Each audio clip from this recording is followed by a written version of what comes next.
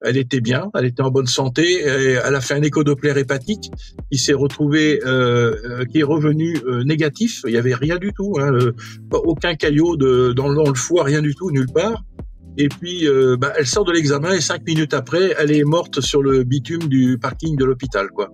Donc, on voit des cancers fulgurants chez des gamins de 15 ans, de 20 ans. Et quelquefois même, c'était déjà décrit de façon rarissime, c'est que quelqu'un développe en même temps plusieurs cancers. Mais moi, ce que je veux, c'est une justice, une entente, d'avoir été écouté et entendu de tout ce préjudice subi, en fait. Et elle a eu beaucoup de courage, cette femme, parce qu'elle a dit je n'en peux plus. On sait parfaitement, nous, qui dirigeons la campagne vaccinale, que selon le numéro de lot, on sait si c'est du placebo, du faiblement dosé, du fortement dosé. Et on nous a donné l'ordre d'utiliser les placebos pour les politiciens, les journalistes, les VIPs, etc. Bonjour à tous et bienvenue pour un nouvel entretien sur Kate TV. Aujourd'hui, j'ai le plaisir d'accueillir 3 invités. Vous les voyez déjà à l'écran. Il s'agit du professeur Christian Perron, Julia Walter et Dominique Bodino. Bonjour à tous les 3. Bonjour Kate. Bonjour Kate. Je suis ravie de vous recevoir. Je rappelle rapidement qui vous êtes. Professeur Perron, vous êtes médecin, ancien chef du service des maladies infectieuses à l'hôpital de Garches, spécialiste de la maladie de Lyme, vice-président de bonsens.org et auteur de plusieurs livres, dont le dernier s'intitule « Le réveil 4 ans après » aux éditions Guy Trédaniel. Julia Walter, vous êtes victime, vous, des effets indésirables de la vaccination Covid, une des premières d'ailleurs à en avoir parlé sur les réseaux sociaux. Vous êtes également membre d'associations à victimes et on a une autre dose. Et Dominique Bodino, vous avez perdu votre fille aînée suite à la vaccination Covid-19. Vous avez créé plusieurs collectifs, dont celui des désenfantés, les résistants VIAC, aux côtés de Francis le procédurier. Et vous êtes également, entre autres, le créateur de cette grande carte de France qui enregistre en fait toutes les victimes par département du pays. Alors ensemble, nous allons faire le point sur la situation alors que les autorités sanitaires françaises, mais également européennes, ne remettent pas en question l'efficacité de ces vaccins contre le Covid-19, malgré le nombre d'effets secondaires et malgré le nombre de victimes. Ces autorités continuent d'être dans le déni, alors qu'outre-Atlantique, on a un Robert Kennedy Jr., le nouveau secrétaire à la santé des États-Unis, qui met un grand coup de pied dans la fourmilière. Pour cela, nous écouterons vos témoignages, Julia et Dominique, appuyés par toute l'expertise du professeur Perron. Mais avant de commencer, chers spectateurs, n'oubliez pas de vous abonner à la chaîne, d'activer la petite cloche, de mettre des pouces et de commenter. C'est ce qui permettra à cette vidéo d'être boostée. Et puis, cette émission est en partenariat avec la revue confidentielle de Géopolitique Profonde. Le numéro 28 du mois d'octobre est disponible. Vous y retrouverez un article de Laurent Michelon sur la fabrique du consentement ou encore la pollution chimique globale traitée par Jean-Michel Vernochet. Vous retrouverez le lien sous la vidéo pour vous abonner et bénéficier de 7 jours gratuits. Voilà, j'ai été assez longue dans ma présentation, mais maintenant c'est à votre tour de parler, de réagir notamment. Alors j'ai une première question, plutôt une première réaction. J'aimerais vous faire réagir à cette phrase prononcée cette semaine par le professeur Didier Raoult. Il a dit, je le cite, « On doit faire un Nuremberg de Big Pharma ». Alors, est-ce envisageable et qu'en pensez-vous, professeur Perron? C'est à vous que je pose la question en premier. Moi, Nuremberg, j'en parle depuis longtemps, donc je suis tout à fait d'accord. C'est que on peut envisager Nuremberg sur le fait qu'il y a eu obligation d'injecter un produit expérimental. Et il y a des conventions internationales sur la santé, la convention d'Oviedo, la convention de... il y en a eu d'autres, je crois que c'est Helsinki, je peux me tromper, mais il y en avait au moins 2, plus évidemment le procès de Nuremberg, qui avait attaqué les médecins, les dignitaires nazis, qui avaient fait des expérimentations sur l'homme sans consentement éclairé, bien sûr. Et donc... le fait d'avoir injecté de façon obligatoire dans beaucoup de pays des milliards de gens avec un produit expérimental ça tombe sous la loi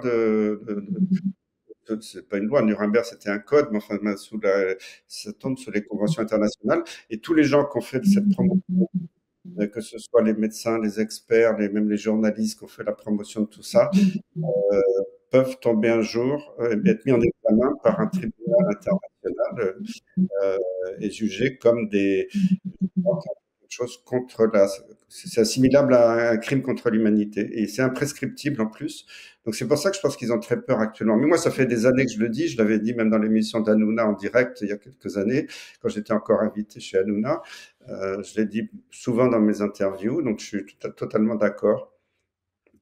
Julia, votre réaction? Moi, je pense qu'à un moment donné, voilà, il faut qu'on passe par toutes les portes de ce qui est possible. Donc, moi, j'ai pas eu de consentement libre et éclairé. Je suis en procédure aussi et je pense qu'il faut tout tenter pour que tous ces gens-là payent. Voilà, parce que nous, on n'a pas demandé à être handicapés, on n'a pas demandé à être malade, on n'a pas demandé à subir tout ça. Donc, je pense que ouais, il faut aller taper partout, quoi. Et Dominique?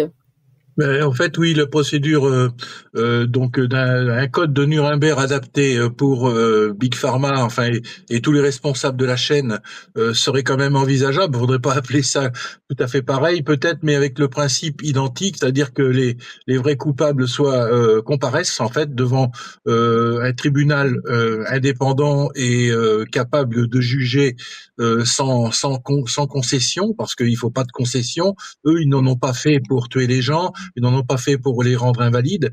Donc, il ne faut pas qu'il y ait de retour avec des concessions. Ça serait absolument illogique.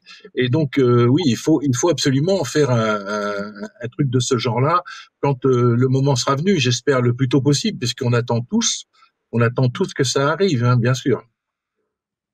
Alors pour terminer sur cette question, comment ça peut être envisagé, étant donné qu'il y a eu déjà des procédures de lancées contre notamment Agnès Buzyn, Olivier Véran, Édouard Philippe, qui ont d'ailleurs un non-lieu général a été prononcé cet été. Donc comment on peut envisager un nouveau Nuremberg, parler de crimes contre l'humanité, alors que pour l'instant, on voit bien que toutes les autorités ne remettent en aucun cas, les autorités sanitaires en tout cas, françaises et européennes, ne remettent en aucun cas l'efficacité de ces vaccins à ARN messager.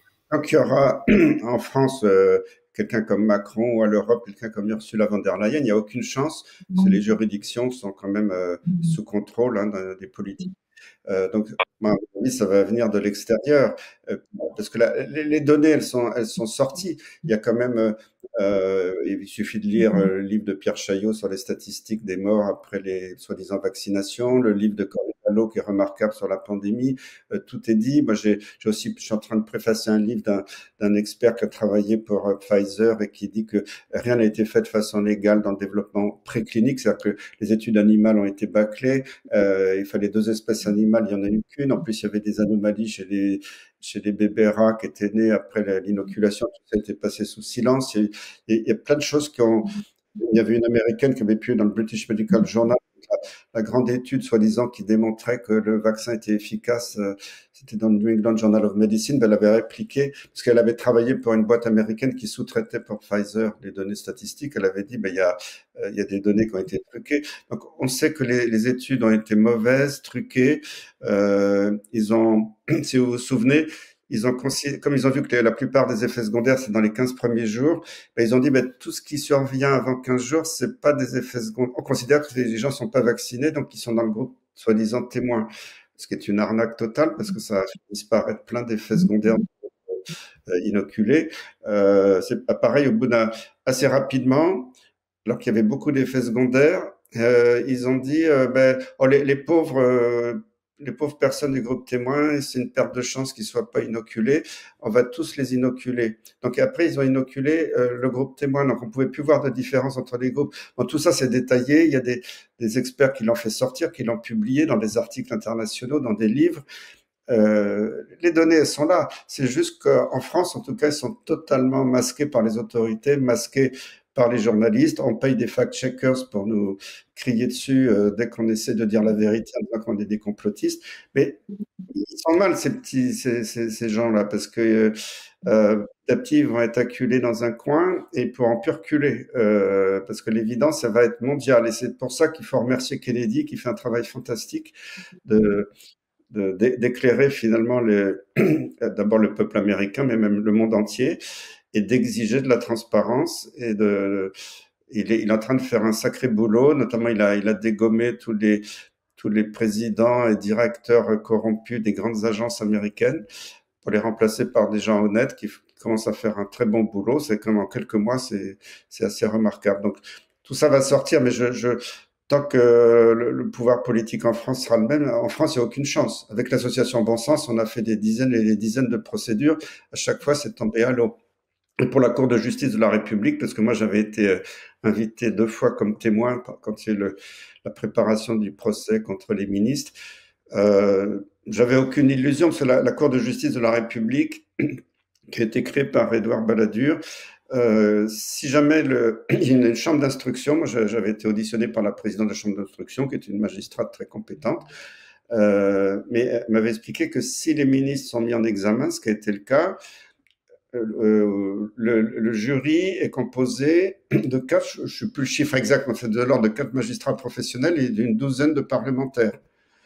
Et comme les parlementaires, ils se tiennent tous par la barbichette, parce que beaucoup trempent dans les corruptions systémiques, ils vont jamais se condamner entre eux. Donc c'est le Cour de justice de la République, ça fait joli, on dit regardez, on met des ministres en examen, et après on peut dire, vous voyez, ils ont vraiment fait bien les choses, parce qu'ils ont été blanchis, mais tout ça c'est de la rigolade, c'est pas de la justice.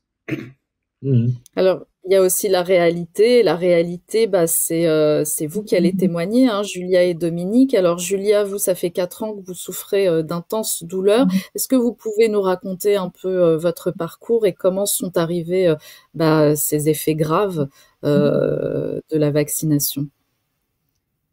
Et ben donc 6 jours après la première dose, je me retrouve avec des douleurs dans la poitrine, où j'appelle les pompiers. Je suis emmenée aux Ça, urgences. c'était en 2021, c'est ça? Ouais, c'était le 9 juin 2021. Tout est OK, tous les examens reviennent OK, donc on me laisse rentrer chez moi, on me dit que ça va passer, on me donne un peu de Doliprane, voilà, mais bon, ça a mis 15 jours. Et à ce moment-là, je fais pas encore le lien, parce que c'était 6 jours après la première dose. Je fais ma deuxième dose le 19 juillet, et là, les douleurs commencent à revenir dans la soirée même, mais j'étais tellement pas bien que je vais me coucher dans l'état où j'étais. Je prends un Efferalgan pour voilà, histoire de faire passer un petit peu le plus gros, et le lendemain matin, j'étais toujours dans un état catastrophique, donc je vais voir mon médecin qui m'envoie faire une prise de sang en urgence. Et là, on découvre des dimères à 1700, quasiment 1700. Donc, elle m'envoie aux urgences faire des examens. Je passe un angioscanner où on va découvrir que finalement, c'est pas une embolie pulmonaire que je fais, parce que c'est ce qu'on pensait. Et finalement, c'est une péricardite aiguë avec épanchement. Et en fait, au jour d'aujourd'hui, il faut savoir que cet épanchement est toujours là. Donc, péricardite post-vaccinale attestée par le cardiologue des urgences. Et puis s'ensuit un système immunitaire complètement affaibli. Depuis chaque hiver, c'est très très compliqué. D'ailleurs, je suis encore de nouveau malade, ça fait 3 semaines, ça a commencé. Donc obligée de se supplémenter en complément alimentaire pour essayer de soutenir un peu le système immunitaire. J'ai déclaré par la suite une spondylarthrite ankylosante, donc des douleurs articulaires au niveau du dos, un œdème osseux qu'on voit très clairement à l'IRM. Voilà, maintenant je commence à avoir des problèmes au niveau des cervicales. Je suis souvent bloquée au niveau du nerf cervico-brachial. Je suis tombée malade en 2023, donc j'ai continué à travailler malgré tout ça. Je suis tombée malade, j'ai fait une grosse grippe, où j'ai mis 3 mois, plus de 3 mois à m'en remettre, avec 2 hospitalisations, corticoïdes, infection pulmonaire, enfin voilà, tout est devenu maintenant très très compliqué. Dès que je suis malade, ça part tout de suite dans des proportions inimaginables. Et j'ai fait une encéphalomyélite myalgique après aussi, voilà, beaucoup de mal à m'exprimer. Des troubles cognitifs, des pertes de mémoire. Là, depuis peu, je fais du psoriasis au niveau du cuir chevelu. Voilà, donc en fait, beaucoup beaucoup de pathologies, de symptômes qui s'entremêlent, avec des douleurs toujours persistantes au niveau du thorax, où c'est difficile de faire la différence entre la péricardite, qui est devenue chronique aujourd'hui, et la spondylarthrite, parce que ça touche voilà, les côtes, les os. C'est des douleurs qui sont quand même assez invalidantes. Et c'est vrai que du coup, ça fait 4 ans que j'essaye d'alerter, de pouvoir être entendue. C'est grâce à Dominique que j'ai pu être en contact avec des gens de ma région que je ne connaissais pas. Je savais même pas qu'à 5 kilomètres de chez moi, voilà, il y avait des manifestations, des regroupements d'associations, voilà. Enfin, c'est quand même incroyable. Et ce réseau au jour d'aujourd'hui est super parce que ça permet d'être en lien avec les uns et les autres, de pouvoir faire de belles choses au niveau des associations, des manifestations. Voilà, ma rencontre avec Christian Castres, pareil. C'est super parce que ça permet de pas être tout seul. On a été assez suffisamment seul. Au jour d'aujourd'hui, il y a des associations qui sont là, des liens qui sont faits avec les victimes. Et c'est ce qu'on a envie aujourd'hui d'apporter, en fait, de l'espoir, de la lumière et de pouvoir être tous ensemble, quoi. Quand vous dites que c'est pour être entendu, ça signifie que finalement les médecins n'entendent pas et ne reconnaissent pas vos effets indésirables de la vaccination?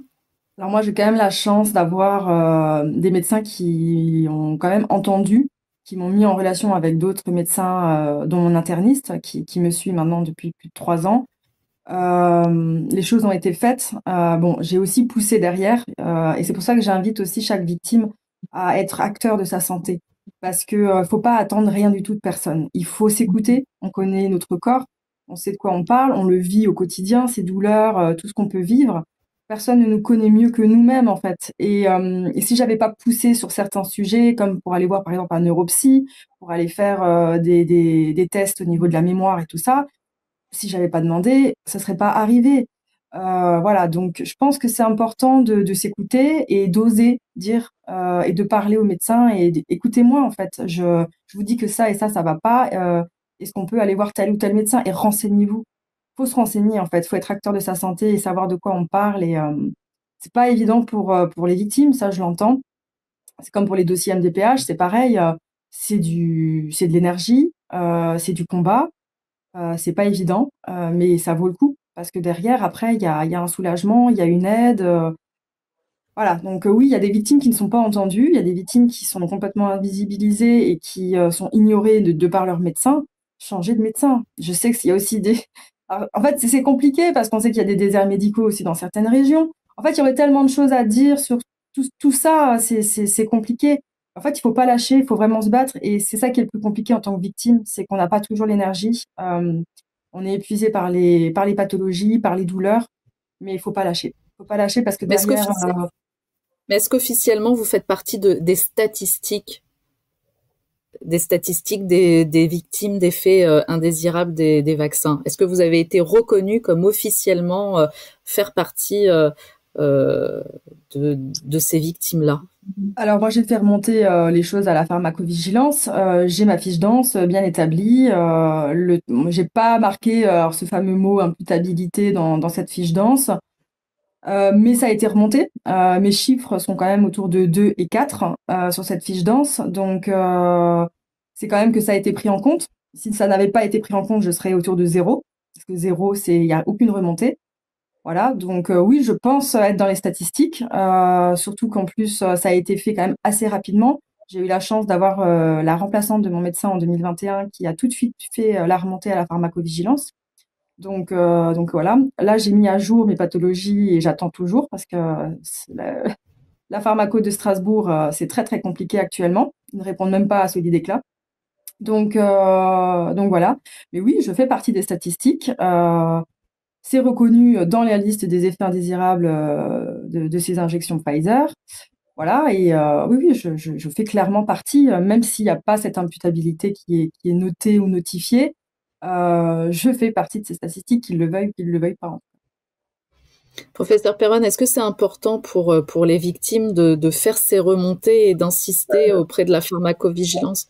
Moi, je suis entièrement d'accord que j'ai toujours dit à mes patients qui étaient atteints de maladies de Lyme chronique depuis des années ou des décennies, c'est vous votre meilleur médecin, c'est vous qui ressentez dans votre corps ce qui se passe, parce que plein de médecins dans le Lyme et dans le chronique ne croient pas, parce que la douleur, ça se mesure pas, ça se voit pas sur un appareil, la fatigue ou d'autres symptômes subjectifs, mais qui sont réels, qui peuvent empêcher de vivre normalement, de travailler. Donc ça, entièrement d'accord avec ça. Et effectivement, si un médecin n'est pas à l'écoute, si c'est possible, c'est pas toujours évident maintenant dans le désert médical d'essayer d'en changer pour trouver quelqu'un à l'écoute. Alors après, je remercie beaucoup des personnes comme Dominique et d'autres personnes qui ont fait des collectifs, parce que quelqu'un qui est isolé dans son coin ne peut pas se battre. Et c'est très important de mettre les gens en communication pour pouvoir réagir. Parce que si on nous fait une nouvelle, soi-disant, pandémie demain, qu'on nous réimpose des choses, si les gens sont déjà groupés, ont déjà l'esprit éveillé, savent trouver les bonnes infos, et ils vont réagir de façon beaucoup plus rapide et ferme.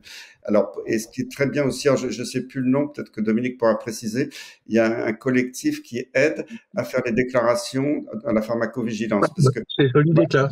C'est Solidéclat.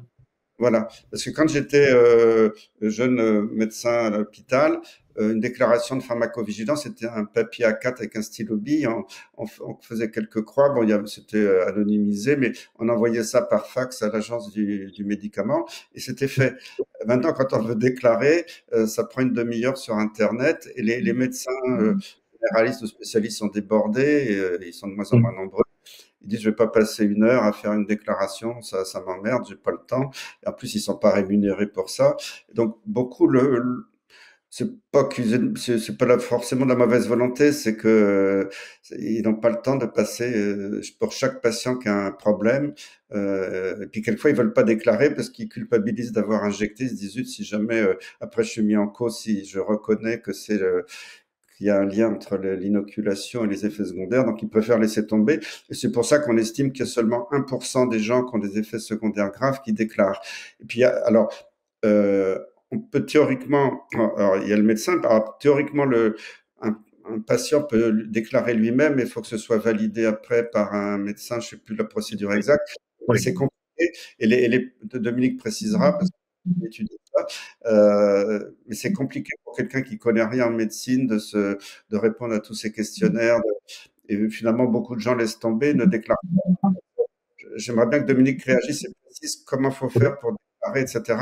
Et je remercie ces associations où il y a des bénévoles qui aident les patients à faire leur déclaration. Et ça, c'est fantastique parce que ça fait remonter les statistiques. Oui, c'est à moi. Oui, Dominique. Oui, alors donc effectivement, Julia l'avait noté, nous avons la chance d'avoir une association comme Solidéclat qui est formée de soignants volontaires et de médecins en activité ou pas, mais ceux qui sont en activité sont là principalement pour valider les dossiers complets montés par les autres soignants, y compris les médecins retraités et compagnie, parce que un dossier pharmacovigilance, moi je l'ai vécu pour ma fille. J'ai fait ma première pharmacovigilance moi-même directement sur Internet et ça n'a jamais été, j'ai juste eu l'accusé réception, mais il n'y a jamais eu d'enquête. Il faut savoir que les pharmacovigilances n'ont pas d'obligation de faire une enquête si la pharmaco n'est pas validée par un médecin qui est en service, enfin qui a le droit de prescrire. Et alors que à la pharmacovigilance avec Solidéclat, les déclarations de pharmacovigilance sont toujours signées d'un médecin qui a le droit de prescrire, et donc ça, eux, ils ont obligation d'enquêter. C'est la grande différence parce qu'au début, ça n'existait pas et il y avait pratiquement aucune enquête d'effectuer. Ils étaient tranquilles dans les bureaux, hein. Ça c'est sûr, hein. Mais Solidéclat rend un service énorme à toutes les victimes, et c'est pour ça qu'on les met bien souvent en avant, toujours en avant dans mon cas, parce que ils sont malheureusement pas assez, mais ils font un travail fantastique. Faut le dire, quoi. Donc Solidéclat, c'est Soli, S-O-L-I, et D-E-C-L-A-R, hein, c'est ça. On mettra le lien en description pour les personnes qui ont besoin. C'est hyper important, oui. Et il faut rappeler que ce sont des collectifs, des associations, et que tous sont bénévoles finalement de ces structures. Voilà, exactement. Solidéclat est bénévole, et effectivement, il faut le noter aussi parce que c'est des gens qui sont plein de bonne volonté et qui font tout ce qu'ils peuvent pour que les pharmacovigilances puissent ressortir. Mais ça ne suffit pas toujours. Je suis bien placé pour le savoir. Alors vous, Dominique, votre histoire est encore plus tragique parce que vous avez Oui, perdu votre fille aînée. Alors, oui, votre femme et vous aviez refusé la vaccination. oui. Vos enfants, je crois, 2 de vos enfants, c'est ça, Trois, se sont les trois. tous les 3 Les, se sont fait les vacciner? trois, ben, ils ont été un petit peu, enfin, 2 sur les 3 ont été obligés. La troisième n'a pas été obligée, mais elle avait des contraintes. Son fiancé était à l'autre bout du pays, donc si elle voulait passer toutes les années Covid à Paris et lui à la Grande Motte, c'était un peu compliqué. Donc bon, bah, ils ont fait tous les deux le choix de faire des injections. Alors bon, voilà, ils savaient très bien que nous, on était hostiles à ça, mais nous, on leur a pas interdit de le faire. Parce que c'était en 2021 qu'il fallait se décider, et donc on n'avait pas assez de recul. Je savais bien qu'il y avait quelque chose qui était pas net, puisque je ne l'ai pas fait et ma femme n'a pas voulu non plus. Mais c'est vrai que bon, eux, tous les trois, le hasard a voulu qu'ils ont été soit obligés, soit qu'ils ont pris la décision de le faire. Et bien sûr, pour ma fille aînée, ça a été une catastrophe puisque elle est décédée 18 jours après sa 3e dose de Moderna. Bizarrement d'ailleurs, parce que je crois que c'est un cas unique en France. J'ai interrogé l'intelligence artificielle. En France, ça n'existe pas ce qui lui est arrivé. C'est-à-dire que elle était bien, elle était en bonne santé, et elle a fait un échodoppler hépatique. Il s'est retrouvé, qui est revenu négatif. Il y avait rien du tout, hein, aucun caillot dans le foie, rien du tout, nulle part. Et puis, bah, elle sort de l'examen et 5 minutes après, elle est morte sur le bitume du parking de l'hôpital, quoi. Donc voilà, convulsion et mort, comment dire, coma dépassé. Donc ça a été fait en 5 minutes. Alors bon, c'est des choses qui apparemment ne sont pas connues, pas répertoriées. J'ai déjà interrogé quelques scientifiques de notre bord qui ont dit ah oui, tiens, quand même, c'est quand même bizarre, mais bon, on peut pas vraiment élaborer comment dire une cause valide par rapport à ça. Effet, ouais. Ouais, c'est compliqué. Ouais. Elle avait des symptômes, des Non, douleurs, des choses comme ça? non, pas du tout. C'est la seule chose qui posait problème pour elle, c'est qu'elle était en situation d'obésité, mais elle était valide. Elle avait 46 ans, elle avait eu ses 2 enfants, et elle était quand même une mère valide et opérationnelle. Elle travaillait et donc elle allait bien. Seulement, elle voulait perdre du poids, donc elle était en train de faire elle venait de finir la procédure d'entretien avec tous les corps médicaux qui étaient envisagés pour savoir si c'était valable de faire l'opération ou pas. Donc des psys, des cardio, des neuros, enfin toute la chaîne médicale qui va avec, quoi. Et puis tout allait bien, et jusqu'à cet échodoppler hépatique qui s'est produit 18 jours après la 3e dose de Moderna, parce qu'elle a eu trois Moderna, elle a eu. Et donc voilà, c'est arrivé ce 18e jour à 9h, aux environs de 9h du matin. Voilà. Bon, bah, pas de. Alors, si, il faut le préciser, j'ai eu quand même un côté positif lorsque j'ai rencontré le chirurgien qui s'était occupé de la dépouille de ma fille, parce qu'elle avait transporté, comme elle était en situation d'obésité, bien évidemment, ils l'ont transportée à la cardiologie, alors qu'elle avait le cœur, c'était le seul organe qui restait en vie après ses thromboses et AVC massifs. Et donc, en fait, il m'a dit, quand je lui ai posé la question, j'ai dit, vous croyez pas que 3 doses de Moderna, ça pourrait être la cause? Parce que j'étais un petit peu éveillé quand même au départ, hein, faut quand même partir de là. Et donc, il me dit, je peux pas vous dire oui, je peux pas vous dire non. Et ça, je lui en suis vraiment grandement reconnaissant, parce que au mois de janvier 2022, répondre ça à une personne qui pose la question si les vaccins ont pu causer quelque chose, c'était quand même pas mal de pas dire clairement non. Donc c'était plutôt sympa. Je suis sûr que si je le retrouve et que je lui pose la question maintenant en aparté, il me dirait bah oui, bien sûr, c'est les vaccins. Mais bon, voilà, à l'époque, on n'aurait pas pu le faire. Et malheureusement, ben, comme ma 2e fille n'a pas voulu qu'on touche au corps de sa sœur, j'ai pas pu faire d'autopsie. Donc c'est un petit peu ce qui nous bloque pour la suite, quoi. Parce que qu'est-ce que vous aimeriez pour la suite, Dominique? Bah, à la suite, qu'est-ce qu'on puisse me déterminer. Alors, avec ma femme, on a 71 ans, on n'a pas trop le temps de faire des trucs qui vont durer 10, 15, 20 ans, c'est clair, mais bon, on voudrait au moins qu'on ait une reconnaissance, même on va dire, on va se satisfaire dans un premier temps d'une petite pharmacovigilance en disant oui, effectivement, il est possible que. Ça, c'est la chose qui nous intéresse le plus parce que on n'est pas sûr de pouvoir accéder au niveau supérieur. Alors, on va se contenter de ça. Déjà, avec ma femme, on est d'accord sur le fait que ma fille n'a pas souffert. Elle est morte en 5 minutes, hein. Donc elle a juste eu le temps de dire apparemment je ne me sens pas bien et elle est tombée en coma dépassé. Donc déjà, elle n'a pas souffert. Pour nous, c'est du grand bonus parce que comme on est très près de Alain Maupas et de Véronique Maupas avec la petite Mélanie, on se dit que on aurait eu beaucoup de mal à supporter ce que eux vivent. C'est terrible. C'est terrible ce qu'ils vivent. Je le souhaite à personne.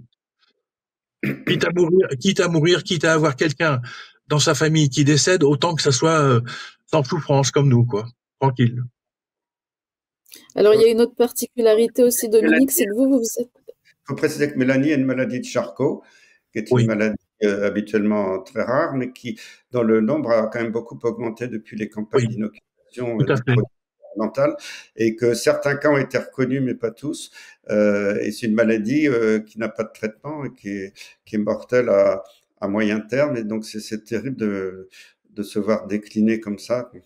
C'est ça. Surtout que comme on sait très bien que maintenant avec le recul, avec l'association à victimes, je crois qu'ils sont à 41 cas de Charcot déclarés post-vaccinal, en post-vaccinal, enfin post-injection. Et le plus terrible, c'est que c'est une maladie qui sans causalité génétique ne se produit qu'après 50 ans. Et Mélanie, elle a été diagnostiquée à 32 ans et la cause génétique n'existe pas puisque les parents ont fait bien évidemment les tests nécessaires. Donc je vois pas ce qui bloque les autorités sanitaires en France de dire bah oui, elle a eu Charcot à cause d'un truc externe et c'est pas en allant faire son footing le matin qu'elle a chopé ça, quoi. Je veux dire, il y a une cause externe et ça peut être que les injections. Mais c'est un peu comme le cas des turbocancers, professeur Perron. On a vu une augmentation incroyable, mais on n'explique pas. Enfin, les médecins n'expliquent pas. Quand j'avais parlé de ça, c'était quelques mois après le début des campagnes vaccinales, des experts dans le monde commençaient à décrire ce turbocancer. À l'époque, la Société française de cancérologie, je ne sais pas si elle s'appelle comme ça, je crois qu'il y en a plusieurs, mais en tout cas, les sociétés savantes de cancéro disaient non, mais ça, c'est des fake news, il n'y a aucune augmentation. Puis, comme par hasard, l'année d'après, ils ont commencé à reconnaître, parce qu'il y a une flambée de cancer du sein, du pancréas, surtout le pancréas, je crois, et d'autres cancers qu'ils n'avaient jamais vus. Surtout ce qui est des jeunes, parce que le cancer, il y a toujours eu un peu de cancer chez les jeunes, mais c'était rare. Les cancers, c'était plutôt chez les personnes plus âgées. Là, on voit des cancers fulgurants chez des gamins de 15 ans, de 20 ans. Et quelquefois même, c'était déjà décrit de façon rarissime, c'est que quelqu'un développe en même temps plusieurs cancers. D'organes différents. Là, c'est pas un cancer avec des métastases, comme c'est classique malheureusement d'habitude, mais là, c'est des cancers qui sont des types cellulaires différents sur des organes différents. C'est absolument rarissime. Maintenant, je dis pas que c'est courant, mais il voit régulièrement des cas. Donc tout ça, c'est quelque chose de tout à fait nouveau dans le domaine de la cancérologie. C'est survenu du jour au lendemain. Quelques semaines ou quelques mois après le début des campagnes d'inoculation, comme les pics de mortalité dans tous les pays qui ont inoculé, qui ont commencé juste après. Alors maintenant, on se fout de nous parce qu'on dit ah ben oui, mais effectivement, mais il y a toujours une augmentation du cancer depuis longtemps. Alors que là, l'augmentation, elle a été fulgurante. C'est le réchauffement climatique, c'est je sais pas quoi, c'est une cause inconnue, c'est le stress. Il y en a qui ont dit ben c'est parce que les gens ont été stressés, avec les confinements, tout ça. Alors ça, ils développent des cancers. Mais ils savent très bien d'où ça vient. Et d'ailleurs, moi, je suis en train d'écrire avec des collègues tous les détails du processus de développement de tumeurs cancéreuses. Parce que d'ailleurs, Jean-Marc Sabatier en avait parlé, d'autres experts, la protéine spike, que ce soit celle du coronavirus ou celle du pseudo-vaccin, peut induire, via des récepteurs immunologiques, peut induire un processus cancérigène. Il y a des données scientifiques là-dessus, mais il y a un déni total. À la télé, on nous raconte qu'il n'y a pas d'augmentation. Ah oui, il y en a eu, c'est normal. Voilà, c'est tout est dû au réchauffement climatique actuellement. Mais c'est scandaleux qu'il n'y ait pas cette reconnaissance. Et puis les médecins, si vous développez un cancer, mais non, mais ça n'a rien à voir avec le vaccin, quoi. Ils sont dans le déni aussi. Mais en fait, c'est des turbo-cancers parce que c'est des cancers qui tuent en quelques mois, alors que d'habitude, un cancer, c'est beaucoup plus long comme évolution. Dominique, je voudrais insister sur un point. Je sais que vous vous intéressez particulièrement au lot des vaccins, au numéro des vaccins. Pour quelle raison? Alors, c'est-à-dire que au début, moi, c'est dans l'option de faire paraître les victimes au monde. L'idée avait été lancée à une époque dans le département 66 à Perpignan par un monsieur qui prenait des victimes, qui faisait des affiches, et les affiches étaient quelque chose de positif. Il y avait beaucoup d'étrangers, mais il y avait quelques Français, les Français de la base, de Vérity France, là, voilà. Et donc, quand il a été obligé d'arrêter parce qu'il y a eu un clash dans leur organisation, et donc il s'est passé que moi après, je me suis dit c'est dommage qu'on ait plus ça. Et donc quand j'ai fait la carte de France des victimes, je me suis dit comment je vais les faire apparaître. Alors au début, c'était une photo avec des données sur un fond orange parce que c'était le fond orange que j'avais choisi. Et puis après, je me suis dit je vais quand même faire des affiches, des essais d'affiches. Et c'est vrai que j'ai fait des affiches au début sans mettre les numéros de lot. Et progressivement, je me suis dit, ces numéros de lot par rapport à ma fille. C'est quand j'ai vu que ma fille, le numéro 3, le troisième lot qu'elle a eu de Moderna, c'était le numéro 008G21A. Et quand j'ai rentré une fiche d'information d'un monsieur de la Creuse qui a eu exactement le même numéro de lot, mais qui lui n'a eu pas de conséquences mortelles, il a eu des pathologies certes pas forcément très gravissimes, même si toutes les pathologies sont graves, mais voilà, ce monsieur avait eu le même lot dans un département espacé de 2 départements de celui de ma fille, et qui pourtant n'a pas eu les conséquences mortelles. Je me suis dit, il y a quand même quelque chose. Alors, il y a plein de possibilités. Il y a effectivement le fait que ça soit homme-femme, que le groupe sanguin peut jouer, la tranche d'âge. Lui, il était plus vieux que ma fille encore. Et puis après, il y en a une troisième personne, Sandrine Tamin des Pyrénées, qui elle a eu une paralysie faciale suite à ce troisième lot 008G21A de Moderna. Là, je me suis dit, il faut vraiment faire quelque chose. Donc, c'est là maintenant, après que j'ai commencé à demander le numéro de lot quand je pouvais les obtenir. Et donc, là, j'en ai une très, très grosse quantité maintenant d'emmagasinés. Et j'ai pu mettre en évidence que il y a un lot Pfizer, me rappelle plus de tête le numéro. J'ai 14 victimes de la carte de France qui l'ont eu dans le corps, ce lot. Et donc avec des pathologies complètement différentes. Il y a eu 2 décédés dans les 14, mais tous les autres ont des pathologies complètement différentes. Alors, je suis désolé parce que ça n'apporte pas vraiment de règles. C'est juste que il se trouve que les lots ont été dispatchés un petit peu partout. Je suis pas certain que quelqu'un sache exactement comment on pourrait créer une solution par rapport à ça. C'est encore peut-être un peu tôt. Je suis même pas sûr que eux qui ont créé ces injections, ces produits, ils savent vraiment si tous les mêmes, si les mêmes produits qui sont dans tous les flacons qui sont partis. J'en suis pas sûr du tout. C'est très compliqué, mais je continue à répertorier ces lots, parce qu'il y a une chose dont je suis sûr, c'est qu'il y a des personnes qui sont victimes et qui sont vraiment très tristes d'être seules victimes. Je prends le cas de Lucille Vanneuil dans le Nord, qui a eu une seule dose, qui a des problèmes de santé énormes et qui bizarrement, elle figure dans les 14. Elle a son lot qui est repris par tellement d'autres victimes, et donc je sais que elle se sent beaucoup moins seule, en sachant qu'il n'y a pas qu'elle qui a des effets indésirables avec ce numéro de lot. Donc c'est le côté, comment dire, c'est le fait de ne plus être seul. Je sais pas comment le synthétiser, mais bon, c'est un petit peu, c'est familial. Voilà, on est dans une famille. C'est un peu le symbole Je poserai la question au professeur Perron, mais je voudrais savoir, Julia, est-ce que vous, justement, vous avez testé votre numéro de lot? Oui. Est-ce que Oui. J'ai quelques décès, pas mal de pathologies sur mes numéros de lot, ouais.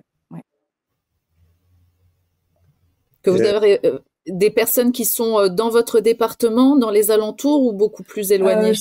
Alors non, alors ça, j'ai pas cette connaissance-là. Je suis allée sur le site là. Comment Oui, ça s'appelle? How bad is my batch, oui. Voilà, c'est ça. Ouais. Et en fait, sur ce site-là, sur un des numéros de lot, j'ai 5 décès, l'autre, j'en ai moins d'une dizaine. Et j'ai pas mal, enfin, il y a quand même pas mal de choses qui sont remontées par rapport à mes deux numéros de lot, ouais. Est-ce que ça peut être une piste, professeur Perron? Oui, alors justement ce site-là, je sais plus comment il s'appelle, What is my batch? How bad is comment est grave mon lot, quoi.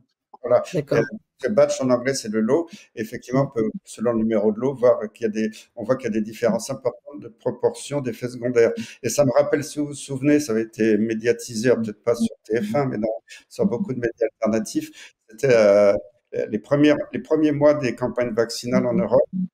Il y avait une femme remarquable qui était cadre supérieur infirmier et qui a participé à l'équipe qui a dirigé un peu les opérations pour vacciner je crois que c'était la Slovénie. Et puis elle a craqué au bout de quelques mois. Elle a parlé publiquement, un visage découvert. Je ne sais pas si elle est toujours. J'ai la vidéo, oui. Si elle est toujours en vie et si elle va bien, mais elle a eu beaucoup de courage, cette femme, parce qu'elle a dit je n'en peux plus. On sait parfaitement, nous qui dirigeons la campagne vaccinale, que selon le numéro de lot, on sait si c'est du placebo, du faiblement dosé, du fortement dosé, et on nous a donné l'ordre d'utiliser les placebos pour les politiciens, les journalistes, les VIPs, etc. Et ça, elle l'a dit publiquement à visage découvert. C'est la Slovénie, certes, mais si ça s'est passé en Slovénie, on peut penser que ça s'est passé ailleurs. Alors, on n'a pas la preuve en France, mais faut pas nous prendre pour des idiots parce que tout ça a été coordonné sur le plan international. Donc, c'est ça. Et puis, on voit bien que même ce qui est terrible dans tout ça, c'est qu'on ne sait jamais ce qu'il y a dans les vaccins, quoi, ces soi-disant vaccins, d'une marque à l'autre, entre Pfizer, Moderna, AstraZeneca, tout ça. On ne sait jamais ce qu'il y a dans les excipients, c'est pas déclaré. Il y a peut-être des tas de cochonneries, on trouve de l'ADN qui ne devrait pas être là en quantité importante. Tout ça, c'est très dangereux potentiellement. Ça peut être cancérigène. Il y a le virus cancérigène SV40 qu'on trouve dans les lots. C'est pas possible de mettre comme ça. On sait que le processus numéro 1 pour fabriquer le vaccin qui a servi aux premiers essais cliniques n'a pas été utilisé. Ils ont utilisé un processus numéro 2 pour les lots qui ont été distribués dans le monde entier. Et on sait que c'était pas du tout le même produit qui a été testé et injecté. C'est un scandale énorme. On n'aurait jamais dû avoir l'autorisation d'injecter une seule seringue. Donc voilà, il n'y a aucune transparence là-dessus. Et visiblement, moi, je suis convaincu qu'au début, ils n'avaient pas assez de produits. Ils ont même probablement inoculé beaucoup de gens avec du placebo. Et puis, en revanche, on voit que dans d'autres régions ou dans des dates ultérieures, il y a eu beaucoup, beaucoup plus d'effets secondaires sur les populations inoculées. Alors, il y a eu au Japon aussi, je crois qu'il y a eu une étude au Japon menée qui a prouvé qu'il y avait des lots où il y avait du placebo et d'autres où il y avait vraiment le produit, parce que Patrice Giberti, je pense, il avait publié ces études-là.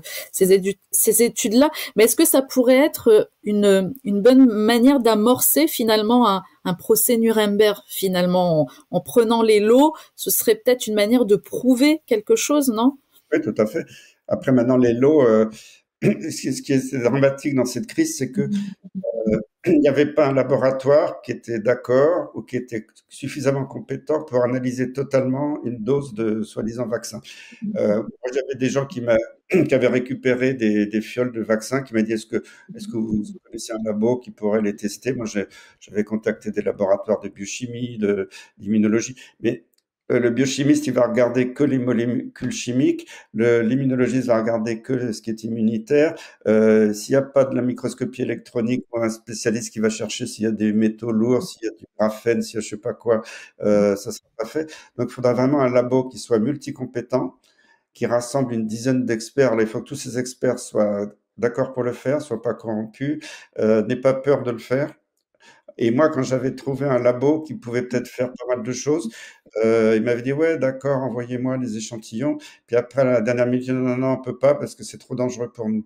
Donc, il y a aussi une censure sur les laboratoires d'expertise. Et à ma connaissance, il y a toujours un chercheur dans un coin qui dit moi j'ai trouvé ça, l'autre dit j'ai trouvé ça. mais on n'a pas une photographie complète de tout ce qu'il y a dans ces produits. Et ce silence radio chez les fabricants, tout ça, secret d'État, secret défense, on n'arrive pas. Alors quelquefois, ils nous jettent des miettes en disant oui, oui, il y a ça ou ça, mais ils ne nous disent pas la vérité sur ce que vraiment il y a dans ces fioles. Alors, je ne sais pas si vous avez eu l'occasion de lire le livre de Naomi Wolf, les Pfizer Papers. Moi, j'ai pas encore fini parce que il faut le lire plusieurs fois et c'est tellement dense mais c'est un vrai pavé dans la mare, en fait. Ce livre-là, tout y est finalement. Ce sont tous les documents de Pfizer qu'ils ont voulu nous cacher pendant 75 ans, qu'elle révèle là dans ce livre, et c'est incroyable. C'est incroyable. Donc rien que ça déjà, c'est la base pour attaquer tout le monde en justice en réalité. Mais il faut que la justice soit indépendante. C'est ça le problème actuellement. Et j'espère que aux États-Unis, il y a aussi de la corruption. C'est pas tout blanc, hein, mais la justice, en tout cas peut-être pas tous les juges, mais certains sont peut-être beaucoup plus indépendants et moins sous la coupe du pouvoir fédéral. Et il se peut très bien qu'il y ait des procès majeurs qui démarrent à droite à gauche dans des États américains.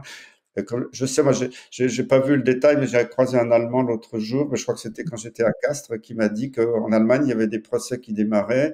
On voit que les gouvernements d'Europe de l'Est aussi sont remontés comme des pendules. Il se passe des choses en Italie. En Australie aussi, il y a eu des protestations officielles, même de la part d'officiels de la santé, pour dire on s'est fait manipuler, où il y a des choses qui étaient, des décisions qui ont été prises sans aucune source scientifique. Donc je pense que ça bouge quand même. Hein.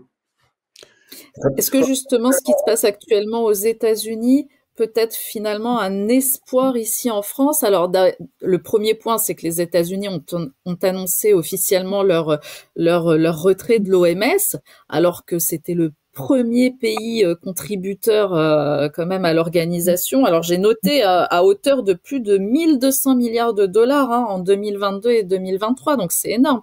Là, visiblement en 2026, parce qu'il faut quand même du temps pour que les États-Unis quittent l'organisation en 2026, ils ne figureront plus parmi les pays membres de cette organisation. Alors déjà, est-ce que c'est un premier point positif? Est-ce qu'on peut espérer ça de la France, même si j'en doute grandement?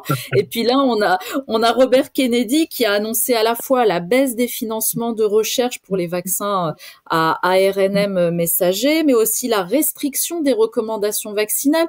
Donc, est-ce qu'on peut se dire, oui, si les États-Unis commencent, peut-être que ça va traverser l'Atlantique et que ça arrivera finalement ici? Ouais, je suis convaincu que ça va venir chez nous. Après, ça va mettre du temps parce que tant qu'il y a le pouvoir actuel, le gouvernement actuel, on ne pourra jamais rien faire en France. Alors, vous êtes bien optimiste, hein, les prochaines échéances électorales, ce sera en 2027, mais on ne sait pas qui on aura à la place de Macron. Hein.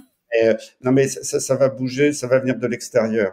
Et la France ne pourra pas rester un petit bastion à résister toute seule. Parce que la censure en France, est actuellement, dans les médias, est une des plus féroces au monde. Et ils sont pas contents, ils veulent toujours renforcer la censure, soi-disant pour augmenter nos libertés, sauver nos libertés, nos démocraties. Heureusement qu'il y a les médias alternatifs aujourd'hui, c'est pour ça que ça les rend fous, parce qu'ils voudraient censurer toute la parole officielle, parce que eux, ils vont avoir chaud aux fesses, hein, parce que avec tous les mensonges qu'ils ont camouflés, quand tout ça va sortir, qu'il y aura des vrais jugements, ça va être terrible. Hein. Mais voilà, pour l'instant, il faut attendre. J'espère qu'il y aura des changements politiques. C'est pas évident avec tout ce qui se passe. Mais toutes ces données scientifiques qui sortent, c'est considérable et c'est ça qui me donne de l'espoir quand même. Julia, vous pensez aussi que la libération viendra d'un changement politique? Alors, je pense qu'il y a quand même, oui, changement politique, je pense qu'il y en aura. Je pense que tout ça, ça va bouger dans les prochains mois et années à venir, ça c'est sûr. Mais il a raison, tant qu'on a cette politique comme ça mise en place. Maintenant, on espère. Moi, je parle maintenant de la procédure que j'ai lancée au tribunal judiciaire de Paris. On va avoir un délibéré là le 3 octobre. Ça va dépendre aussi des magistrats qu'on va avoir en face de nous. Enfin, voilà, tout est relié. On sait qu'on dérange. Peu importe qui qui arrivera à faire tomber tout ça, mais il y a bien quelqu'un qui va y arriver. Qu'est-ce que vous Euh, demandez? Qu'est-ce que vous demandez à la justice? je demande que la pathologie de la péricardite soit reconnue post-injection et qu'on indemnise à la hauteur de ce qu'on peut endurer au quotidien, en fait. Parce que c'est des vies brisées.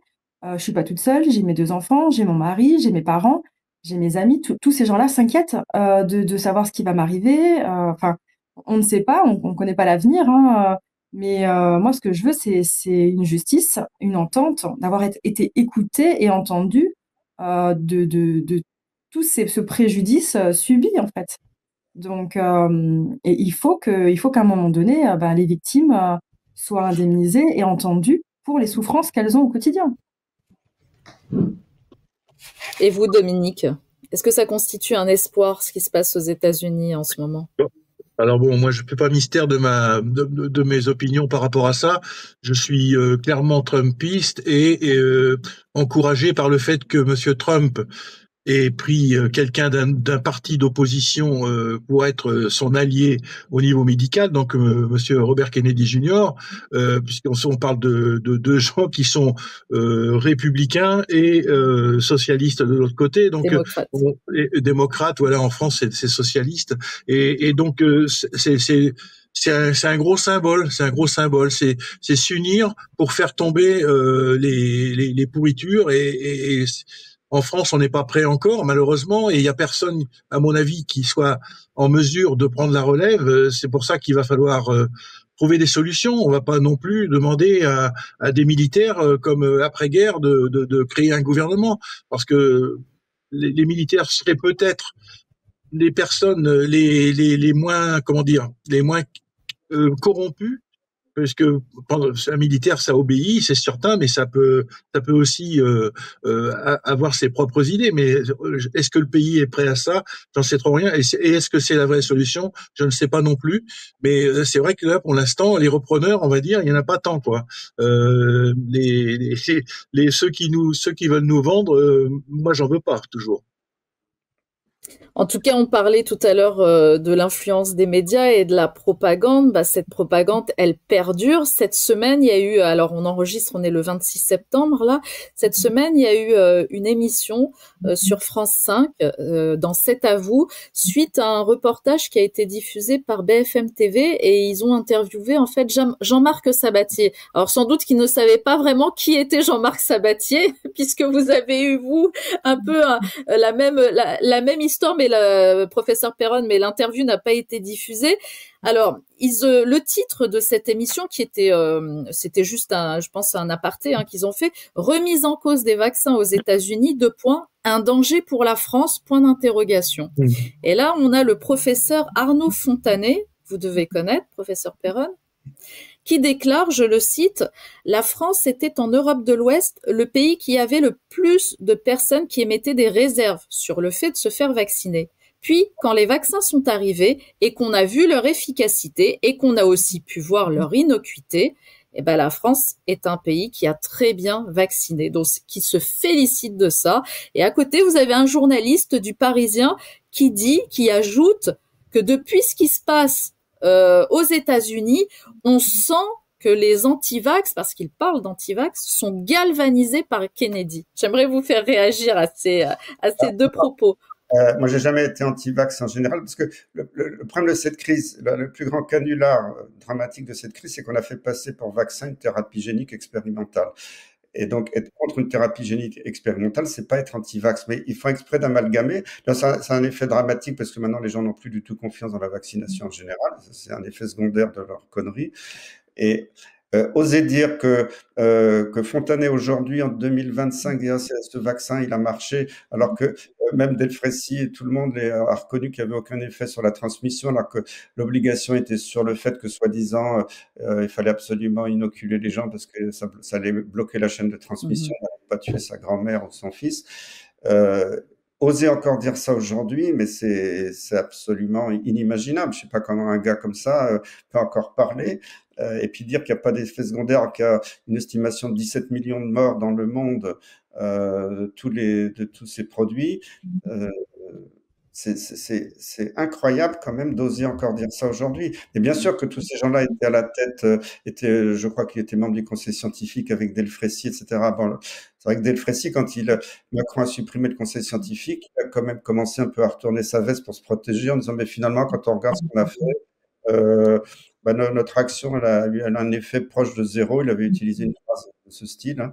On n'a pas choisi le bon candidat vaccin. On n'aurait jamais dû obliger les gens à s'inoculer, à aller contre la volonté populaire. Même s'il est revenu un peu dessus après, où il a quand même essayé de justifier a posteriori le confinement. Alors que le confinement, Pierre Chaillot, à chaque fois qu'on a confiné, il y a eu un pic de mortalité. Donc, il y a quand même des experts qui sont mal à l'aise, hein, parce qu'ils se rendent compte qu'ils ont fait des choses terribles. Mais que quelqu'un comme Fontanet qui a trempé là-dedans jusqu'au cou, maintenant dire c'est génial en France, on a été super parce que c'était efficace et sûr, c'est quand je vois ça, quoi, ça m'écoeure, hein. Julia. Ah, mais moi, je suis en colère, hein. Je suis en colère parce que je trouve que Jean-Marc Sabatier parle très très bien et au moins ils ont laissé passer cet extrait qui, je trouve, était quand même important parce que tous les gens qui sont réveillés, ben ils en sont contents quand même de cet extrait où il y a Delphine aussi qui parle en tant que victime parce que bah, ça aussi c'est important de donner la parole à toutes ces personnes-là.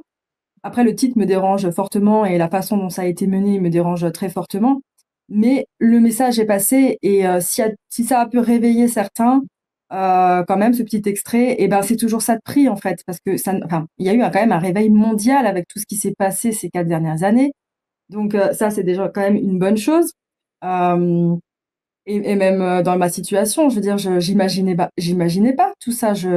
Jamais j'aurais cru possible qu'on puisse faire ça à sa propre race. Enfin, c'est quand même énorme ce qui s'est passé. Et, euh, et je pense que maintenant les choses vont sortir petit à petit.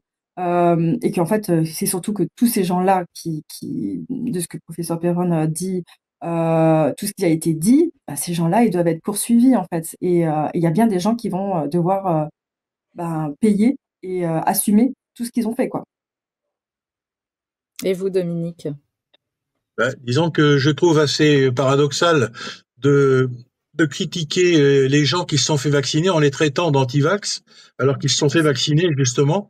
Et puis même pour les gens comme moi qui ne sont pas vaccinés, on va utiliser le mot vaccin, on est bien d'accord que c'est pas du tout de ça qu'on parle. Moi j'ai quand même fait 26 ans de carrière militaire où je peux vous dire que des piqûres, j'en ai pris. Surtout quand j'allais dans les opérations extérieures à l'étranger, on est passé par tous les vax de fièvre jaune et compagnie. Je peux pas laisser les gens me dire que je suis anti-vax. Par contre, c'est clair que maintenant, je vais plus faire quoi que ce soit comme injection, et je suis même très réticent. J'ai même renoncé à me faire opérer d'un truc il y a pas longtemps parce que j'avais supposément une transfusion sanguine qui pouvait être faite, et j'ai pas envie qu'on me transfuse du sang qui va être contaminé, on va dire, grosso modo, peut-être à 70%. C'est une estimation des gens qui ont été vaccinés et qui continuent à donner leur sang, ce qui est, à mon avis, une grosse erreur. Enfin, je suis pas scientifique, mais je veux dire, c'est assez pitoyable que les gens ne peuvent plus donner leurs organes parce qu'ils ont été injectés. On est mal, on est très mal par rapport à ça. Plus de sang, plus d'organes, parce que le sang et les organes des gens qui ont été injectés sont devenus toxiques pour ceux qui ne le sont pas. Et même pour les autres, même pour les personnes injectées d'ailleurs, ils vont se retrouver avec d'autres pathologies supplémentaires. Donc c'est un truc infernal. C'est un truc infernal, et vraiment, je suis remonté après ça, hein. C'est certain que là, il va falloir, alors c'est malheureux à dire, mais moi j'ai eu connaissance qu'il y a des avocats qui vont commencer à attaquer, sur demande des plaignants, ils vont attaquer les gens qui tenaient la seringue. Dans l'espoir que ces gens qui tenaient la seringue vont s'adresser eux aussi, vont refaire remonter en disant on va déposer plainte contre ceux qui nous ont dit de le faire. Parce qu'on peut pas attaquer directement Pfizer, on peut pas attaquer les gens de notre gouvernement qui ont fait ça, qui ont voulu ça, et donc en repassant par le bas, on peut peut-être y arriver. Mais ce qu'il y a, c'est que ça va faire des dégâts monumentaux, hein. Des dégâts, hein, absolument incroyables. Pour revenir sur ce que vient de dire Dominique, professeur Perron, ça a été prouvé, ça, que le sang des personnes vaccinées est contaminé et... Ah, ça, ils le disent pas, mais ça semble évident, puisqu'il y a des études sorties récemment. Vous savez, quand ils ont fait l'inoculation, ils ont dit, ben, l'ARN messager, la protéine spike, ça va rester 2 jours dans l'épaule, et puis après, ça disparaît. Maintenant, on sait qu'il y a, alors l'étude s'arrêtait à 500 jours, peut-être que l'année prochaine, on aura encore une année de plus. On sait que des personnes peuvent continuer à rester porteuses de grandes quantités d'ARN messager et de protéines spike du soi-disant vaccin plus de 2 ans après. Donc, on a transformé le corps en usine à fabriquer ces saloperies.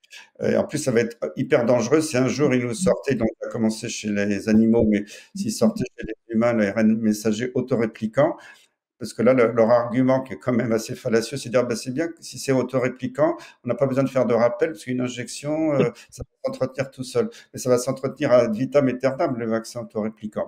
Pour l'instant, on ne l'a pas chez l'homme, mais ça, ce serait une bombe atomique, ce serait hyper dangereux. Donc, c'est évident que beaucoup de donneurs de sang sont porteurs d'ARN messager de protéines spike. Alors, s'il n'y avait que la protéine spike, il y aurait des effets secondaires sur le coup, mais elle se réplique pas, la protéine. Mais s'il y a de l'ARN messager qui passe dans la transfusion, effectivement, c'est comme si on était inoculé par le pseudo-vaccin. Donc, ce serait des espèces de vaccination forcée. C'est une catastrophe. Je confirme, moi j'ai été faire une prise de sang en Allemagne, donc par un laboratoire là-bas qui est capable de déceler si c'est vaccination ou virus. J'en ai encore dans le corps. Je suis à 16, je sais plus combien. Et j'ai encore de la protéine spike 4 ans après dans mon sang.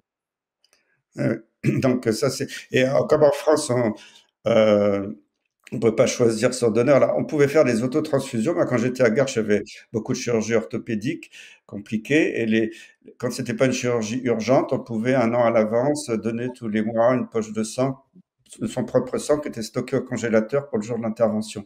Alors j'ai appris, moi j'ai pas eu la preuve de ça, mais quand j'en ai parlé à des médecins en activité, maintenant ils me disent non, mais maintenant c'est plus possible de le faire, ils refusent. Je sais pas sur quels arguments, si c'est généralisé, mais l'autotransfusion était un moyen quand même très simple de prévenir les contaminations par les transfusions. Ouais, moi, on me l'a refusé, hein. On me l'a refusé, oui. Et voilà, c'est dégoûtant parce qu'avant c'était courant. Ça se faisait pas il y a 30 ans, mais ça s'était beaucoup développé il y a une vingtaine d'années. Et par quelques années, ils veulent plus le faire. Pourquoi? C'est quand même tout ça. Alors que c'était quand même une excellente technique. Et alors il y a des pays, moi je suis pas spécialement pour ça parce qu'on peut choisir son donneur, mais dans ces pays-là, il faut savoir que le sang de non vaccinés coûte beaucoup plus cher parce que c'est des gens qui achètent le sang finalement. Alors, moi, je suis pas pour la commercialisation du sang, mais c'est quand même un indice que dans les pays où on achète le sang de non vaccinés coûte beaucoup plus cher. C'est comme les gens du Forum économique mondial à Davos, quand ils venaient en jet privé, ils exigeaient que leurs pilotes ne soient pas vaccinés aussi. C'est quand même marrant. Hein. C'est fou, c'est qu'on va tout droit vers une catastrophe sanitaire là, une énorme catastrophe sanitaire. Sans compter que la France, la santé, le secteur de la santé est complètement en perdition. On manque de médicaments, on manque de médecins, on manque de tout. Mais là, s'il y a aussi ces facteurs-là à ajouter, c'est organisé, je pense, tout ça, c'est depuis longtemps, c'est prévu. Mais parce que si des gens peuvent garder la protéine spike des années, après, la stérilité qu'on voit chez les jeunes actuellement, les cancers vont continuer à se développer. Et pendant ce temps-là, ils font exprès de supprimer les médecins, même dans les grandes villes, même à Paris. Maintenant, j'ai des amis dans la famille, ils ne trouvent plus de médecin généraliste. Leur médecin est parti à la retraite. Impossible de trouver un nouveau médecin parce que les jeunes, ils remplacent 3 ou 4 anciens qui sont partis. Ils sont déjà débordés après 6 mois d'ouverture de leur cabinet. Ils veulent pas prendre de nouveaux patients. Ah oui, non, ils prêtent pas, je confirme, en région parisienne. Avant, c'est vrai que les vieux médecins travaillaient presque jour et nuit, répondaient aux urgences. Maintenant, ils font les horaires un peu syndicaux, ils veulent être tranquilles le week-end, partir en vacances, c'est plus la même mentalité. Vous êtes reçu à la chaîne, hein. C'est chez le médecin généraliste, vous êtes reçu à la chaîne, c'est à peine 15 minutes, et puis la visite est elle est très très rapide, hein. Non, sauf exception, ils n'examinent plus les patients, ils n'ont pas le temps. déshabiller un patient, d'examiner, de l'interroger. Donc il traite maintenant des résultats d'examen complémentaires, des résultats de radiologie, de scanner. Et puis c'est pour ça qu'ils essaient de pousser la télémédecine. Alors, il y a une application sur votre téléphone portable, ça s'appelle Medadom. Alors, vous rentrez toutes vos données, qui sont données immédiatement d'ailleurs à Bill Gates, parce que c'est Microsoft qui gère les données médicales des Français, il faut le savoir. Alors, je pensais qu'au moins Bill Gates l'avait acheté à la France. Non, c'est Macron qui paye Bill Gates. Il est gentil d'analyser nos données. Donc, tout ça est très dangereux. Et il y a le secret médical sur Internet, je n'y crois pas du tout. J'ai déjà vu comment le secret médical était violé dans les dossiers informatisés à l'assistance publique hôpitaux de Paris. Il y a la même chose à l'assistance publique hôpitaux de Marseille, parce que normalement c'est sécurisé, et puis le patient peut voir la liste des gens qui se sont connectés sur son dossier. Mais bon, peu de patients le savent.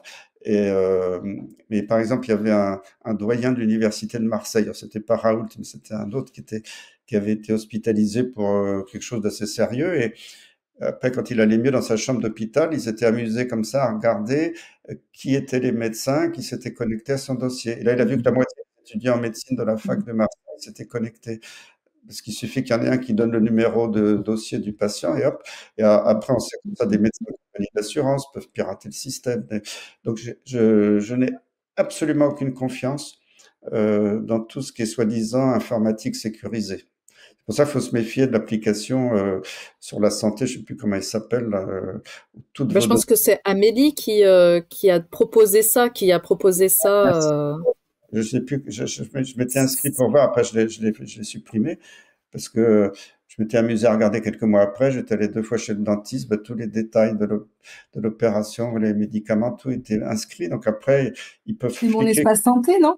C'est pas ça? Mon espace santé, voilà. Oui, je pense que c'est... C'est sécurisé, mais je pense que c'est très facilement piratable et je n'ai absolument pas confiance dans tout ça. D'un autre côté, mon espace santé est le seul moyen qu'on ait actuellement pour les gens qui ont perdu leur référence de vaccination anti-Covid et qui sont toujours en vie, puisque les personnes décédées, leur espace santé est directement détruit. Mais par contre, ceux qui sont toujours en vie, ils peuvent retrouver leur numéro de lot, les dates d'injection sur l'espace santé. C'est une des procédures qu'on a pu mettre en place effectivement pour récupérer les numéros de lot. Donc ça a un avantage. Oui. Un avantage quand même. Quel est l'avenir de la santé? On vient de le voir en France et surtout la prise en charge dans le cas des victimes, surtout comme vous, Julia. Qu'est-ce que vous attendez là aujourd'hui? C'est compliqué, hein. C'est compliqué parce que en plus c'est du cas par cas. Il y a plein de gens qui ne supportent pas ce que peut-être moi je peux prendre et d'autres ne supporteront peut-être pas. Mais se soigner naturellement, des compléments alimentaires. Voilà, moi je sais que là je vais devoir me supplémenter en magnésium, en oméga 3, en coenzyme Q10, du zinc, du sélénium, de la vitamine C, de la vitamine D. Voilà, tout ça, ça va être essentiel déjà pour pouvoir réussir à passer l'hiver. Et surtout s'écouter. S'écouter, si on pense que on nous propose un traitement et qu'il nous convient pas, d'écouter ce que nos ressentis, on connaît notre corps. Voilà, moi j'en ai eu pas mal, hein, des choses. J'ai testé quand même des biothérapies aussi par rapport à la spondylarthrite. J'ai du propanolol pour le cœur parce que je fais de l'arythmie.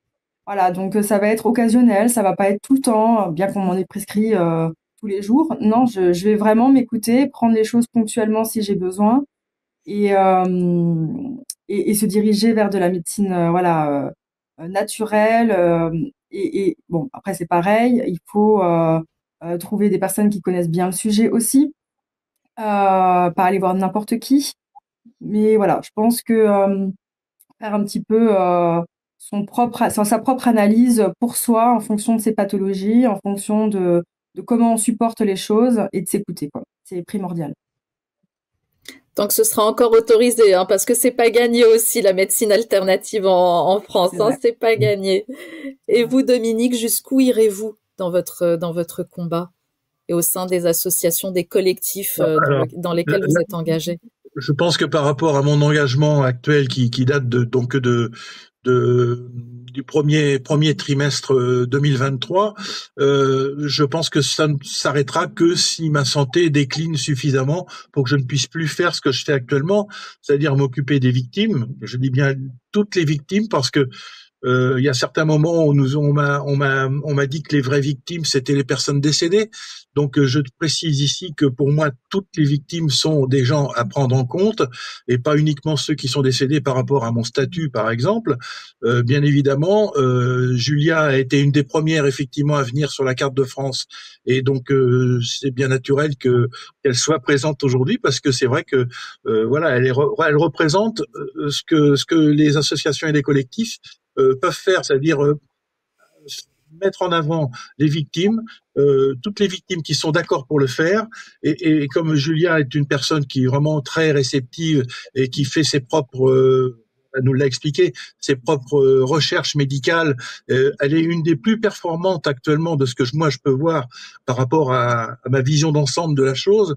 Il y en a 2 ou 3 des victimes qui sont dans l'expérimentation raisonnée, d'autres un petit peu moins raisonnées, mais Julia c'est raisonné, elle se documente beaucoup, elle fait beaucoup de choses et je pense qu'elle pourrait devenir un maître étalon, excuse-moi Julia, un maître étalon de ce qui est possible de faire. Ça ne veut pas dire que ça marche sur tout le monde. C'est vrai que on a d'autres résultats positifs, par exemple sur l'anti-spike actuellement avec l'ANAC augmentée qui est différente de l'ANAC, mais ce n'est pas tout le monde qui va pouvoir se sentir mieux avec ce produit. Mais je sais qu'il y en a une, ma filleule, Carinette, là, qui avait des douleurs électriques dans le cerveau, qui ne les a plus avec ce produit. Donc, on a des espoirs de partout qui se présentent et donc on espère que on va avoir des compléments alimentaires comme ça.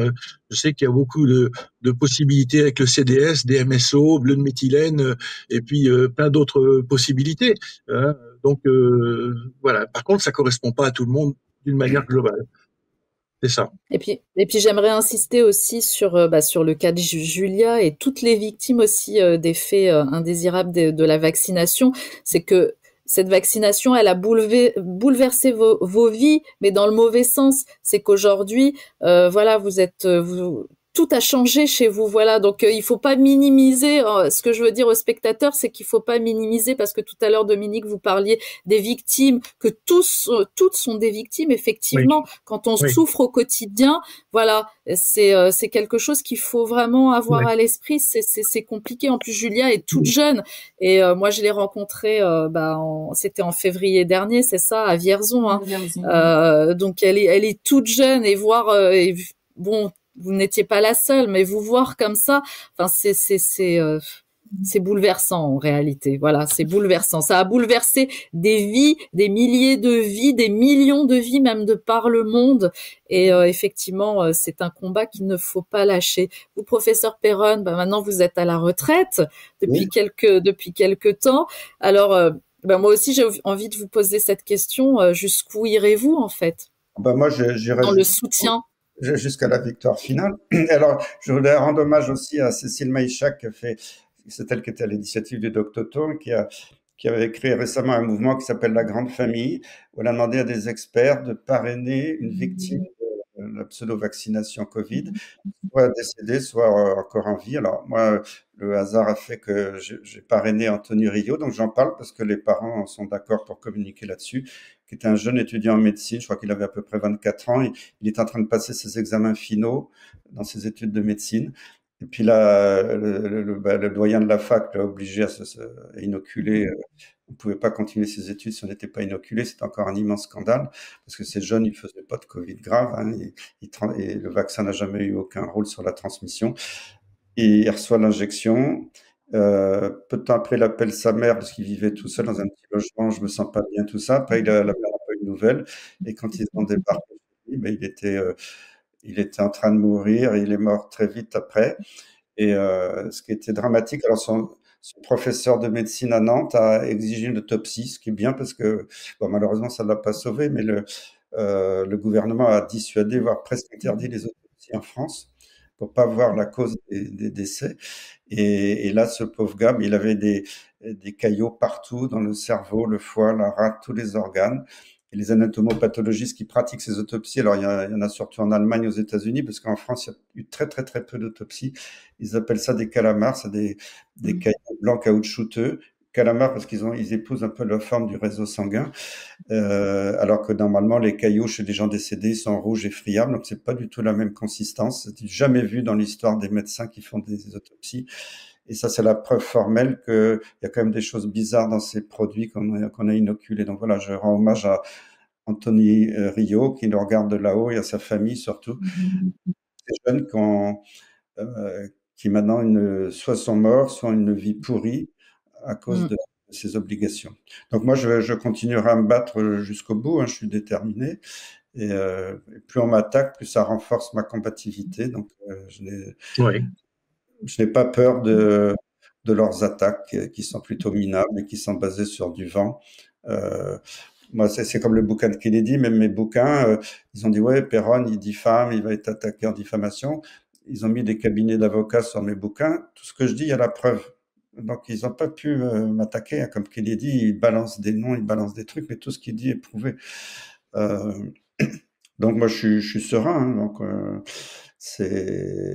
Et vous avez eu beaucoup de chance parce qu'il y a quand même des confrères à vous qui ont été suspendus, qui ont été, oui, comme le docteur par exemple Éric Loridan, que je salue. Voilà, il y en a plusieurs. Voilà, la procédure d'appel avec le Conseil de l'ordre est toujours en cours, donc ça va peut-être sortir. Mais voilà. Disons que vous êtes plus en exercice aujourd'hui, donc. Non, mais je suis toujours médecin. Je peux prescrire à titre gratuit pour ma famille ou mes proches. Mais, ce serait plus symbolique qu'autre chose. Mais bon, c'est vrai que être radié alors qu'on a dévoué toute sa vie pour ses patients, qu'on a sauvé des vies avec la chloroquine, se faire traiter de charlatan. Non, mais c'est. On a mis en garde les gens contre une inoculation forcée qui était du poison et qui était totalement inefficace.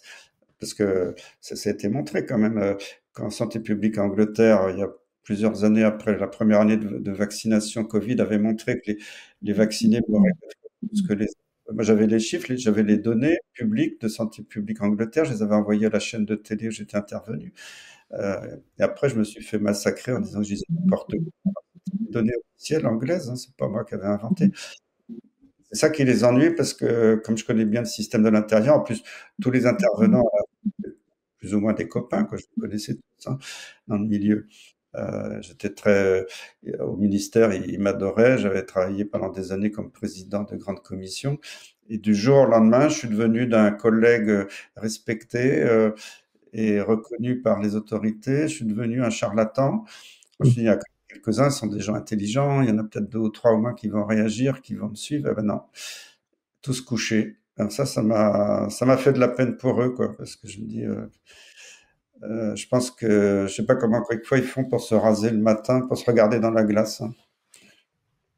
C'est une histoire de cupidité ou je ne sais pas. Vous voyez bien que dès qu'ils ont quitté leur poste de ministre, ils sont replacés à d'autres fonctions. Donc pas du gain.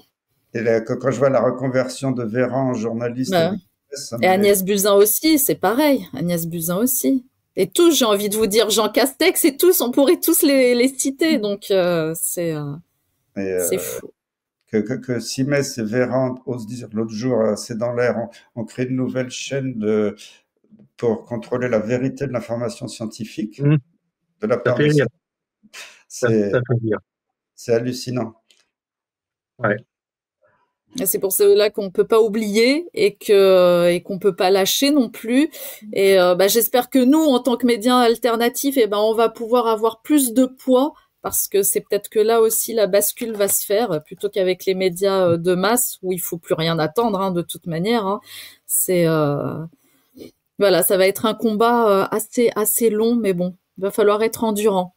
Voilà. Tous ensemble, on va y arriver. Tous ensemble, chacun met sa pierre à l'édifice. Ouais. Il n'y a pas de raison. Ouais. Merci beaucoup à tous les 3 d'avoir été présents. Si vous voulez, je peux vous laisser un mot de la fin.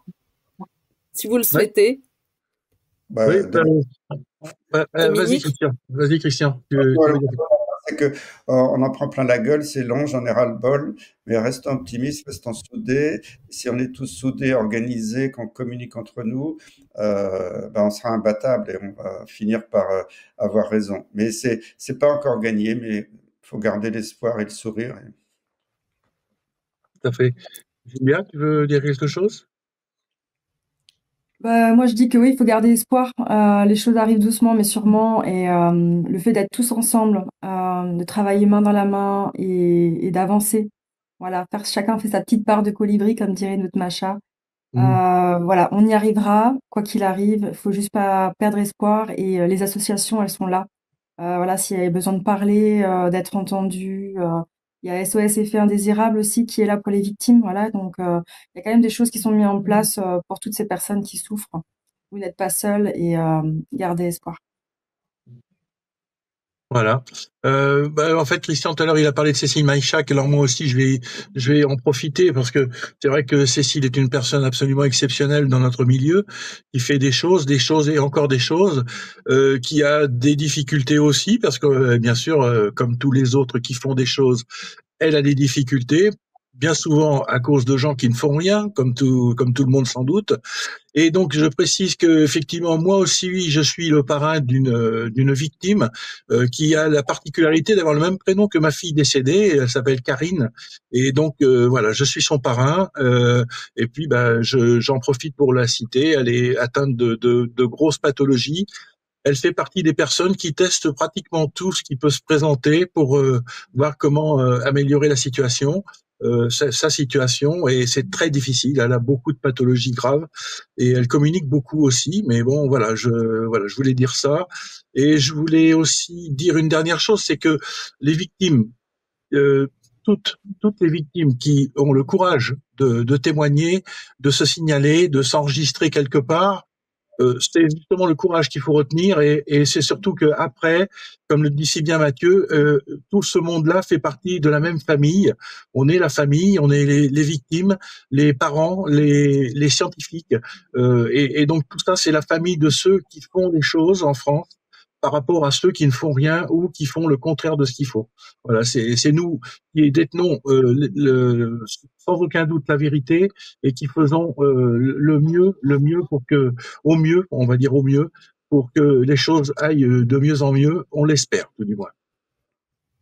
Eh ben, c'est ce que j'espère aussi pour vous, et en tout cas vous avez tout mon soutien. Moi j'ai été ravie de vous recevoir tous les trois. Merci Julia, merci professeur Perronne, merci Dominique, merci, et bien sûr qu'on continue, et vous serez toujours les bienvenus en tout cas sur cette antenne. Voilà, quoi qu'il arrive. Merci beaucoup. Merci à tous. Merci à tous. Merci chers spectateurs de nous avoir suivis jusqu'à la fin, et je vous dis à très bientôt. Merci. Au revoir.